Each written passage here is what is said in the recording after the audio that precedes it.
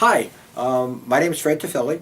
I'm a professor here at Bentley University. I'm director of the Entrepreneurial Studies program. A little bit about my background. I am formally educated as an engineer, even though I'm teaching at a business school. My bachelor's, master's, and PhD are all in that. And I did my business work at the Tuck School at Dartmouth. I started my career off working for some large companies, Avon and Polaroid, and I ran their manufacturing operations, and I also ran photographic R&D for Polaroid. And in the mid-'80s, I left them to do a turnaround in Southern California called Sage Technology, which I happened to turn around. Went from losing a lot of money to became profitable in 18 months and grew the sales up to about $15 million from being down at zero. Managed to acquire the company and then sold it, and I thought, gee, that was really cool. That was a fun thing to do. And I kind of said, that's really where you want to be. So what I ended up doing is kind of leaving the world of large companies and with that experience, and then deciding to start my own company. So I started a business off in the graphic arts industry, grew that to about $30 million and sold that. Then business was connected with that in the laser industry, grew that, sold that. Then decided to start a business up in two-dimensional barcodes, got that up and running and grew that to a pretty substantial size business, sold that, then started a business in flat-panel displays and sold that. Although in that business we needed to raise a very, very large amount of money, somewhere between $500 million and $1 billion, and so our partner and us decided that what we wanted to do is just sell the parts off, and we made a lot of money in it, but we never actually brought a product to market. And then started a business up in optical recording with a joint venture with Omega, and then started a weather services business of all things where we forecast the weather and managed to do that with a high degree of accuracy, unlike anything that's actually happening in the world today. We just recently in the spring sold that to a big weather service provider in the Midwest of the United States. We have a program here at Bentley in entrepreneurial studies that we really focus on trying to give the students the tool set to change their lives from being 70% likely to fail in the startup to maybe make it 50 to 70% likely that they'll succeed in the startup. So our whole mission is to try to get students to the place where they have the tools that they need to make that startup of theirs a success. What we do is we start off by, Bentley is a school, a business school that has its genesis in accounting and finance. And it's really teaching students how to be very, very good employees. It does an excellent job at that, by the way. But, that's not really good if you're going to be an entrepreneur. So we have to change the headset. So what the starting course that the students take is really focused on how do successful entrepreneurs think about things, whether it be how to get employees when you can't pay market rates, how do you get strategic partners when you're a teeny tiny little company and you need to be aligned with some really huge company. How do you get your vision out there, put it together and convince people to invest in your company? How do you sell that idea, et cetera, et cetera. Very, very different approach than if you were working inside of an established company. So that's the focus, to get the students to think about their business like successful entrepreneurs do. Our second course is all about planning and financing new ventures. So it's how do you plan out your idea, your business, and how do you put together a financing plan? Because most entrepreneurs can be reasonably successful in planning out their business, the nuts and bolts of what they need to do. However, they kind of fall short frequently on putting together a good financing plan. So we really focus on how you do that, from bootstrapping right up to institutional investing. A part of that course, which is very important, is the legal side of that. So we spend a fair amount of time talking about you had a good idea, it was very successful, you now have an M&A event, and the attorneys from the acquiring company descend on your doorstep. What do you have to do legally? And it has a U.S. focus, by the way.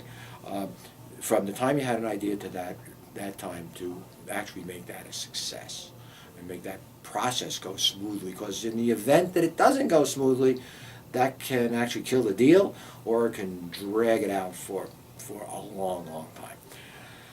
So that course is all about how you plan your venture. The next course that we offer is really about execution. It's called Launching Your Business, and this is kind of a fun course because the students in the first month of the semester actually find exactly the right business for them. We go through a process where they discover the right business for them at this point in their life with their unique backgrounds and histories that bring them to that point.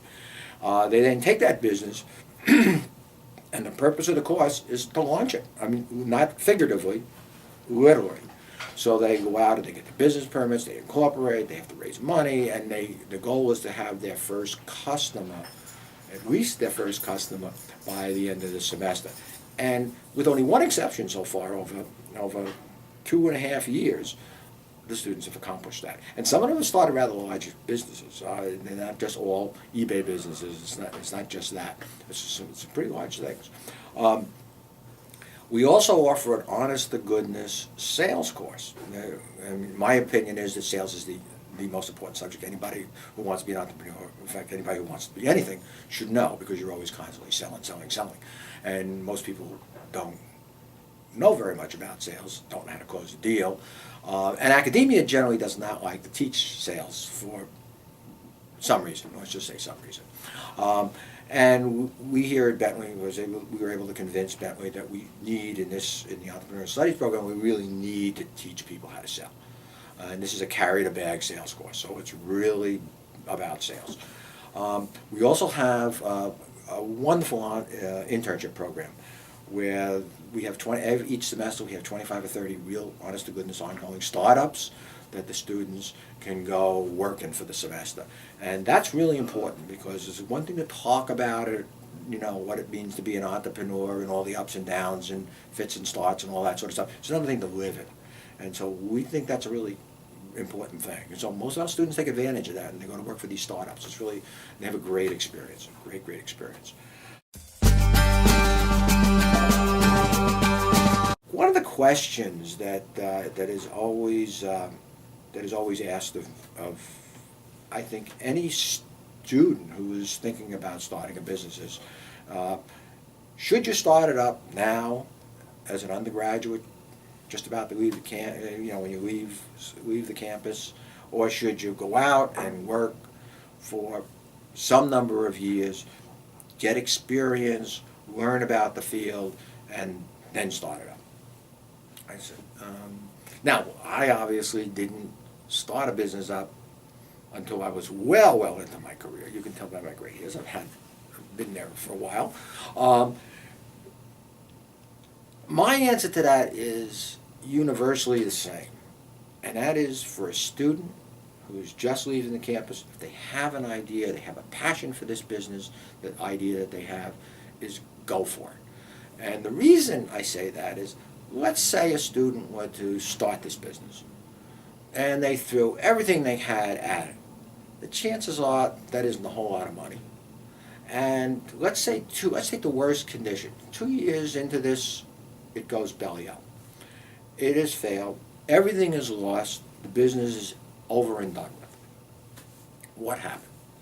Well, first of all, I think since the student has just started up, they don't have houses to worry about, mortgages to worry about, families to deal with, and all the important things that you would have to do if you started up much later. So the risk to them personally and to their families is minimized.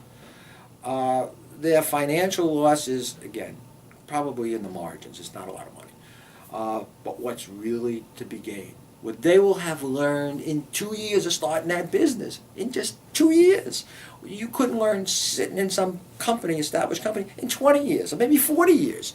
So what their value will be in the marketplace, the skill sets that they have developed, the experiences that they have had, are going to be very, very valuable employees to some company. Or let's say they want to start another business up. The probability of that next time around being successful has just gone up exponentially.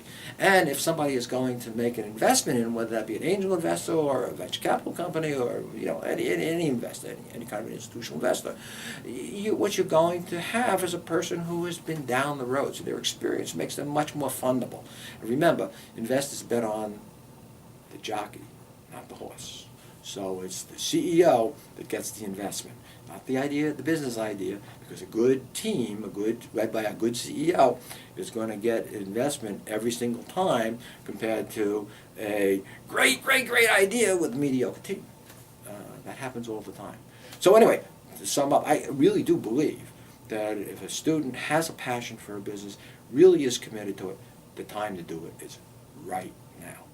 And I also happen to believe, in spite of all the hand-wringing you hear out there, and the naysaying in the world, with all the gloom and doom that's out there, and we have it here in the United States, you guys in Europe, I mean, just think of Greece, and now Italy is in the news today, with all the gloom and doom that's out there.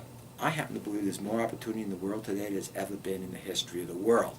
And that just keeps getting more and more every single day. That opportunity just continues to grow. With a rapid change in technology, business systems. Can somebody tell me what the next right business model is? When I was sitting in the chairs of students, it was vertical integration.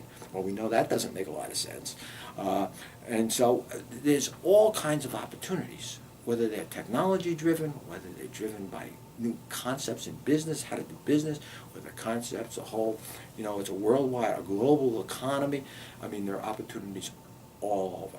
And so the time to do is now. The time to act is now, to take advantage of those opportunities. Well, whoever's watching, thank you for putting up with my rantings and ravings.